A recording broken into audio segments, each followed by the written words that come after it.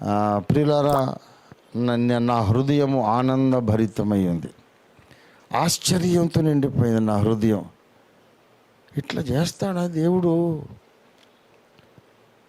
గొర్రెల దొడ్డిలో నుండి నిన్ను తీసుకొని హెచ్చించి తిని అని దావీదుతో అన్నట్టుగా నన్ను రేడియో మెకానిక్ షాప్ నుండి పైకి తీసుకొచ్చిండు ఆయన. ఆఫ్టర్ ఆల్ నేను ఐటీఐ రేడియో మెకానిక్.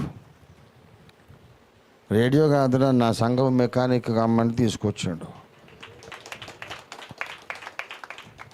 దేశంలో విదేశాలలో మన పుస్తకంలోని సత్యాన్ని ప్రజలు గ్రహించి ఆ జులాన్ ప్రెస్ వాళ్ళు మన యుగాంతం పుస్తకానికి ఎటువంటి అద్భుతమైన రివ్యూ రాశారంటే, ఆ రివ్యూ నేను హేమరాజుని అడిగి మీకు అందరికీ సెండ్ చేస్తాను, మీరు చదవండి. ఈ రచయిత దేవుని వాక్యాధారము లేకుండా ఏ ఒక్క మాట చెప్పడు. తాను చెప్పే ప్రతి మాటకు ఖచ్చితమైన లేఖనాధారం చూపించే ఒక అద్భుతమైన రచయిత.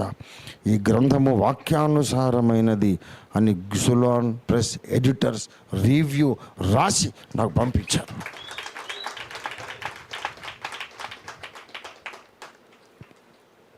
కనుక ప్రియులారా, చాలా ఇప్పుడు ఏమున్నది,